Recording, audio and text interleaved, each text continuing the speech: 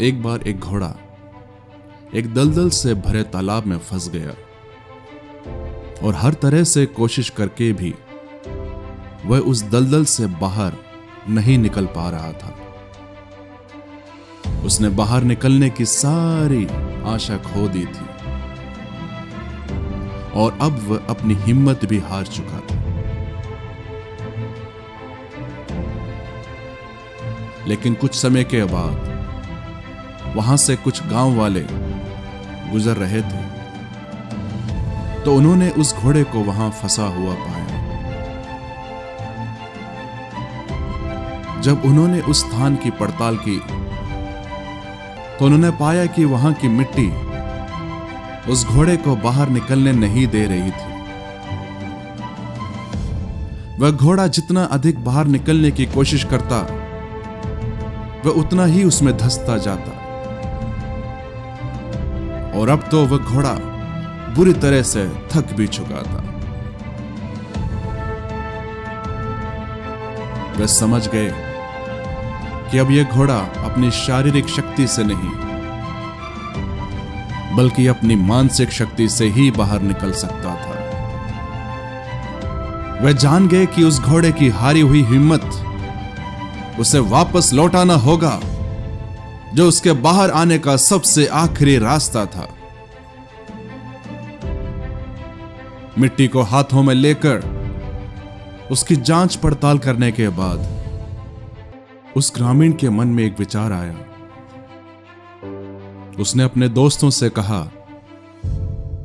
मेरे पास एक योजना है और उम्मीद करता हूं कि यह काम करेगा। वे अपने गांव में वापस गया और वहां से घोड़ों के एक झुंड को लेकर इस घोड़े के पास पहुंचा और उस दलदल के तालाब के चारों तरफ उन घोड़ों को लेकर चक्कर लगवाने लगा। वह ऐसा इसलिए कर रहा था कि किसी तरह से उस फंसे हुए घोड़े को मानसिक रूप से उस दलदल से बाहर आने के लिए प्रेरित करें। और जब उस घोड़े ने अपने साथियों को उस तालाब के चारों ओर चक्कर लगाते हुए देखा तब उसने मानसिक रूप से निर्णय लिया कि वह एक आखिरी कोशिश करके देखेगा। फिर वह अपनी बची हुई पूरी ताकत को बटोरकर उठ खड़ा हुआ। तब उसने पाया कि उसमें एक नई ऊर्जा, एक नई शक्ति आ चुकी है। उसने अपनी पूरी ताकत से बाहर निकलने के लिए अपने शरीर को एक तगड़ा झटका दिया और धीरे धीरे वह घोड़ा उस दलदल की गिरफ्त से बाहर निकल आया। यह कहानी हमें सिखाती है कि जब हम जिंदगी में सारी उम्मीदें खो देते हैं, अपनी परिस्थितियों में बुरी तरह फंस जाते हैं, बाहर निकलने की कोई आशा नहीं होती, तब भी सकारात्मक बने रहें, अपने मन की शक्ति को मजबूत बनाएं, हिम्मत ना हारें, एक ना एक दिन रास्ता जरूर निकलेगा।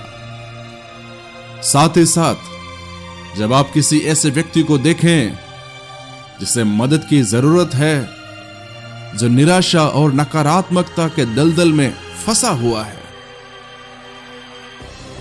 तो उसकी मदद करने के लिए अपनी तरफ से पूरी कोशिश करें।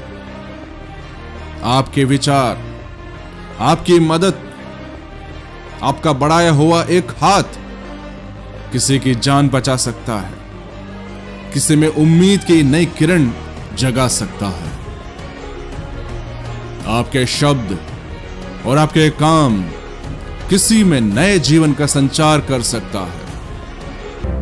याद रखिए, मन के हारे हार है और मन के जीते जीत। इसीलिए परमेश्वर का वचन हमें सिखाता है, नीति वचन 4 उसकी 23वीं आयत में, सबसे अधिक अपने मन की रक्षा कर, क्योंकि जीवन का मूल स्रोत वही है। प्रभु आपको आशीष दे। God bless you.